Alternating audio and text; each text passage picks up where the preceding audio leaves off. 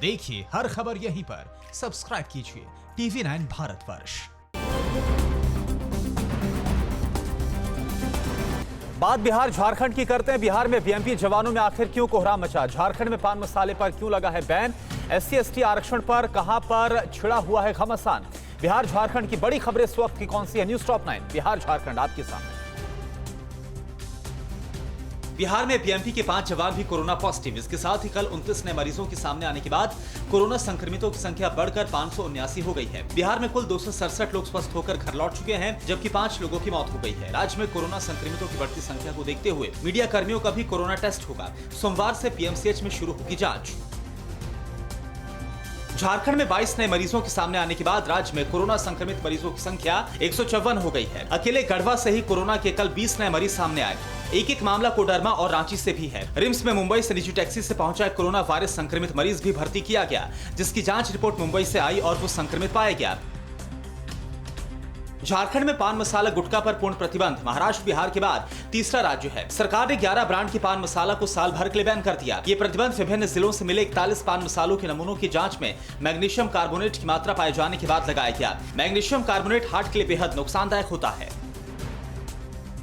Lockdown के बीच देश के दूसरे राज्यों से प्रवासी मजदूरों का बिहार लौटना जारी है। कल दोपहर दिल्ली से एक विशेष श्रमिक ट्रेन के जरिए करीब 1200 मजदूरों को मुजफ्फर के लिए रवाना किया गया। अब इनकी यात्रा किराए को लेकर सियासत शुरू हो गई है। आरजेडी नेता तेजस्वी यादव ने दिल्ली सरकार का शुक्रिया अदा करते हुए नीतीश सरकार पर निशाना साधा और कहा कि वो सभी लोगों का किराया देने के लिए तैयार है।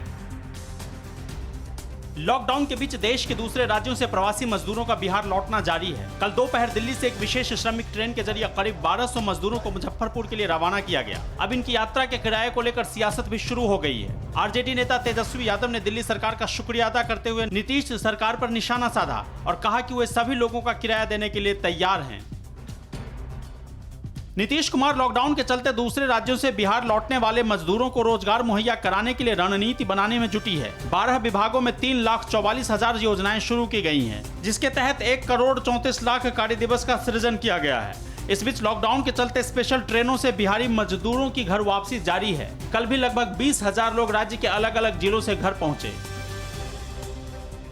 प्रवासी मजदूरों का झारखंड पहुंचना जारी है। तमिलनाडु की काटपाड़ी से 1200 से ज्यादा मजदूर कल श्रमिक स्पेशल ट्रेन से हटिया स्टेशन पहुंचे।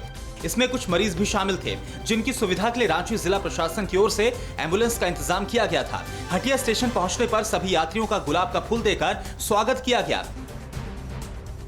समस्तीपुर में जमीन विवाद के चलते एसिड अटैक हुआ, 9 लोग झुलस गए। दलसिंह सराय थाना क्षेत्र में केवटा गांव के रहने वाले 2 भाइयों के बीच काफी दिनों से जमीन को लेकर विवाद चल रहा था। घर बनाने से मना करने से नाराज एक पक्ष के लोगों ने दूसरे पक्ष पर एसिड से हमला कर दिया, जिसमें 3 महिलाओं सहित कुल मिलाकर 9 लोग झुलस गए। वारदात की सूचना मिलने पर पहुंची पुलिस ने 4 आरोपियों को गिरफ्तार किया।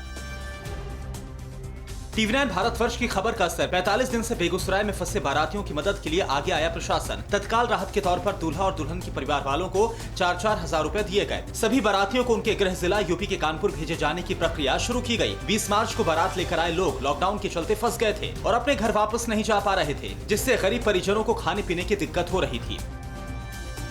फिक्र आपकी, सोमवार से शुक्रवार रात 9 बजे सिर्फ TV9 भारतवर्ष पर।